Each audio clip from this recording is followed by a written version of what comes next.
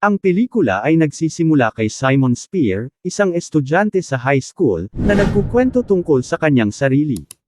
Ang kanyang mga magulang ay sina Jack, isang dating quarterback, at Emily, isang valedictorian. Ang kanyang nakababatang kapatid na babae na si Nora ay isang aspiring chef. Si Simon ay gumugugol ng oras kasama ang kanyang tatlong pinakamatalik na kaibigan sina Leah, Nick, at Abby. Ikino-consider niya ang kanyang sarili na medyo normal, maliban sa kanyang isang malaking sikreto. Bago siya pumunta sa paaralan, nakita ni Simon ang isang lalaki na nakakaakit sa kanya na nagtatrabaho gamit ang isang leaf blower. Sinubukan niyang kausapin siya ngunit naging awkward lang. Sinundo ni Simon ang kanyang mga kaibigan para sa paaralan. Ang tanging bukas na baklang estudyante sa paaralan ay si Ethan, na inaasar ng mga bully ng paaralan na sina Aaron at Spencer. Ang kanilang punong guro na si Mr. Worth ay palaging sinusubukan na makipag-ugnayan sa kanyang mga mag-aaral at palaging kinukuha ang mga telepono ng mga estudyante para sa pagte-text. Sina Simon at Abby ay nagpe-perform sa produksyon ng paaralan ng cabaret, at ang kanilang guro na si Ms. Albright ay madalas na naiinis sa kakulangan ng talento ng kanyang mga estudyante. Sa bahay, nanunood ng TV si Simon kasama ang kanyang pamilya nang gumawa ng isang hindi magandang biro si Jack tungkol sa isang lalaki sa The Bachelor, na mukhang fruity. Mamaya, nakatanggap ng FaceTime call si Simon mula kay Leah, na nagsabi sa kanya tungkol sa blog ng paaralan kung saan isang anonymous na estudyante na tinatawag na Blue ang naglabas bilang bakla. Nagpasya si Simon na magsimulang mag-email kay Blue sa ilalim ng alias na Jax, tulad ng Jax Edit, na Pranses para sa Simon Says. Tumugon si Blue kay Simon, at nagpatuloy sa pagpapadala ng mga mensahe sa isa't isa at nagkaroon ng malakas na koneksyon.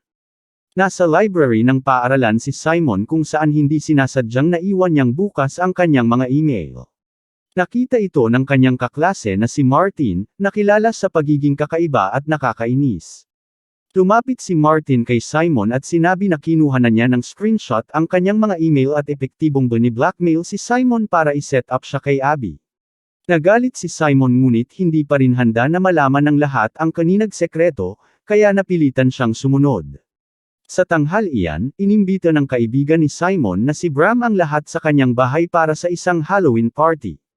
Nagsimulang magduda si Simon na si Bram ay maaaring si Blue, batay sa kanilang pakikipag-ugnayan at mga pahiwatig na naihulog sa mga email. Nagkita sina Simon at ang kanyang mga kaibigan sa kanyang bahay, kung saan siya at si Leah ay nakadamit bilang John Lennon at Yoko Ono, si Nick ay Cristiano Ronaldo, at si Abby ay Wonder Woman. Inimbita niya si Martin, sa inis ng kanyang mga kaibigan. Habang papunta sila sa party, sinubukan ni Martin na kausapin si Abby, at malinaw na mas interesado siya kay Nick. Sa party, sinabi ni Nick kay Simon na iniisip niyang ligawan si Abby, ngunit nag-imbento si Simon ng isang kasinungalingan na si Abby ay may boyfriend na mas matanda. Pagkatapos ay inimbita si Simon ni Bram para maglaro ng beer pong at pinaglaro sina Martin at Abby laban sa kanila. Mamaya, umakyat si Simon sa itaas para hanapin si Bram na nakikipag-make-out sa ibang babae, sa pagkadismaya ni Simon. Para mas lalong masama ang lahat, nagsuka si Martin kay Simon matapos masobrahan sa pag-inom. Ihinatid ni Leah si Simon pauwi habang suot niya ang cardigan niya. Pumunta sila sa kanyang kwarto kung saan pinag-usapan ni Leah ang tungkol sa pagmamahal sa isang tao habang buhay, ibig sabihin ay si Simon mismo.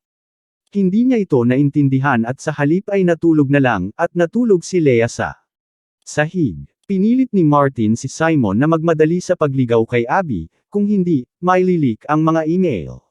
Pinapunta ni Simon sina Abby at Martin sa Waffle House para mag-rehearse ng mga linya para sa dula. Sinubukan ni Martin na makipag-usap kay Abby, na hindi naman interesado. Kinukulit niya si Abby para sa impormasyon tungkol sa paglipat niya sa Georgia mula sa DC, na sa huli ay inamin niyang dahil sa diborsyo ng kanyang mga magulang at sa pagiging manloloko ng kanyang ama. Samantala, naaakit si Simon sa kanilang waiter, si Lyle, na ngayon ay pinaniniwalaan niyang si Blue. Sinubukan ni Martin na makuha si Abby na sabihin ang kanyang pangalan at sabihin na karapat-dapat siya sa isang Gotham superhero. Pinilit ni Martin na makuha ang atensyon ng lahat sa restaurant hanggang sa sabihin ito ni Abby, na ginawa niya para lang manahimik si Martin. Tumabas si Simon habang nagte-text si Lyle sa kanyang telepono. Nag-usap sila ng sandali hanggang sa bumalik si Lyle sa loob, at nakatanggap ng mensahe si Simon mula kay Blue, na nagpaplano ng lumabas sa kanyang ama. Mamaya, inihatid ni Simon si Abby sa bahay at naglabas sa kanya. Sinabi niya na hindi siya nagulat kahit na hindi niya ito nahinala, ngunit mahal pa rin niya si Simon. Nagsimulang maglakad-lakad si Martin kasama sina Simon at ang kanyang mga kaibigan, ngunit mas malapit siya kay Abby. Nakakaistorbo ito kay Nick, na gustong ligawan pa rin si Abby. Sinabi ni Simon na may crush si Leia sa kanya at dapat siyang ligawan. Pumunta ang mga estudyante sa kanilang homecoming game. Nakita ni Simon si Lyle at kinausap siya, ngunit nalaman niyang straight siya at interesado kay Abby. Habang naglalakad palayo si Simon, nilapitan siya ni Martin, na ang mascot ng paaralan. Tinanong niya si Simon kung dapat ba siyang gumawa ng romantic gesture para kay Abby, kung saan walang gana na sumagot si Simon na, "Go big or go home." Ginamit ni Martin ito bilang pagkakataon para mag-interrupt sa national anthem at manligaw kay Abby sa harap ng buong paaralan. Nahiya si Abby at malumanay na sinabi sa kanya na hindi lang siya interesado sa kanya. Umalis si Martin na nahihiya. Sa panahon ng Christmas break, sinubukan ni Simon na tawagan si Martin upang alamin kung okay lang siya. Pagkatapos ay tinawagan ni Leia si Simon para sabihin sa kanya na mag-post sa confession blog. Si Martin, sinusubukang mawala ang atensyon mula sa kanyang pagkabigo sa homecoming, sa huli ay nag-post ng mga email ni Simon, na naglabas sa kanya.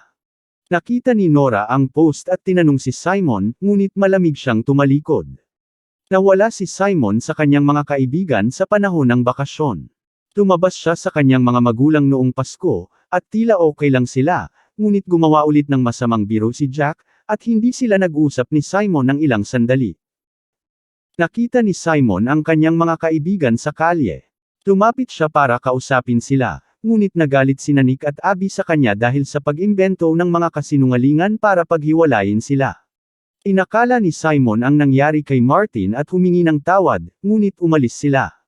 Inakala din ni Leia kay Simon na mahal niya ito at okay lang sa kanya kung bakla siya, ngunit galit pa rin siya dahil sa pagsisinungaling. Pagbalik sa paaralan, lahat ng ibang estudyante ay tumingin kay Simon matapos ang nangyari. Tumapit siya sa isang estudyante mula sa kanyang drama class, si Cal, na naisip ni Simon na maaaring si Blue, ngunit itinanggi ito ni Cal.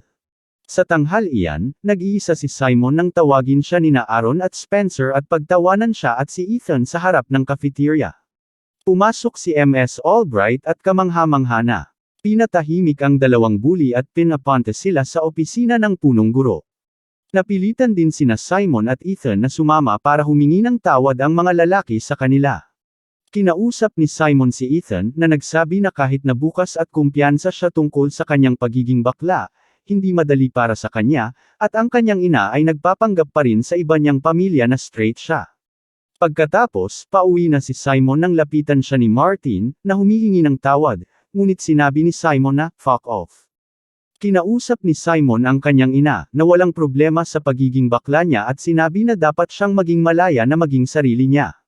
Mamaya, kinausap niya ang kanyang ama, na humingi ng tawad sa lahat ng mga pagkakataong nagbiro siya ng masama, at sinabi niya kay Simon kung gaano niya ito kamahal. Pagkatapos ay tinulungan ni Simon si Jack na gumawa ng magandang slideshow para sa kanilang ika-20 anibersaryo ni Emily. Nakita ni Simon si Leia na naglalakad ng kanyang aso sa kalye. Humingi siya ng tawad sa kanya dahil sa pagsisinungaling at inamin na nagmahal siya kay Blue. Pinaumanhin siya ni Leia at hiniling na malaman ang higit pa tungkol kay Blue. Pagkatapos ay nag-post si Simon ng isang confession sa blog kung saan tinatanggap niya ang kanyang sarili at humihingi rin ng tawad sa mga nasaktan niya. Halos lahat ng kanyang mga kaklase at guro ay nagbasa nito. Nagdagdag siya ng imbitasyon para mahanap siya ni Blue sa isang lugar pagkatapos ng dula ng paaralan. Ang mga estudyante sa paaralan ay may mas malaking respeto kay Simon ngayon. Inilagay ng paaralan ang kanilang produksyon ng cabaret, na medyo maayos hanggang sa masira ang tea sa karatula. Pagkatapos ng palabas, inimbita ng kanyang mga kaibigan kabilang sina Nick at Abby, na nagpatawad sa kanya at nagde-date na ngayon, si Simon na sumama sa kanila sa karnabal. Kinuha ni Simon ang kanyang buong stash ng mga tiket at ginamit ito para sumakay sa Ferris wheel kung sakaling dumating si Blue. Lahat ng kanyang mga kaibigan at kaklase ay nakatayo para makita kung darating siya. Pagkalipas ng ilang sandali, tila wala ng pag-asa, ngunit dumating si Martin at sinubukan na magbayad sala kay Simon. Una, nagpanggap siyang si Blue, ngunit inamin na hindi totoo, at binigyan niya ang operator ng karwahe ng ilang dagdag na pera para patuloy itong gumalaw. Nangyari na lang na dumating si Blue, at siya pala ay si Bram. Nalaman ni Simon kung sino siya, at inamin ni Bram na ang nakita niya sa party ay isang sandali lang ng kalasinggan na mabilis na natapos. Nang makarating sila sa tuktok, nagkiss sina Simon at Bram, at naghiyawan ang lahat. Mamaya, sinundo ni Simon ang kanyang mga kaibigan mula sa paaralan, kasama na ngayon si Bram, dahil nagsimula na silang mag-date. Habang nagmamaneho sila papunta sa paaralan, napansin ni Simon na maganda ang araw at dapat silang mag-adventure. Pumayag ang kanyang mga kaibigan. At doon nagtatapos ang ating video. Patuloy lang sa pagsuporta sa ating channel, huwag kalimotang mag-subscribe. Kaalam TV Recap. Salamat.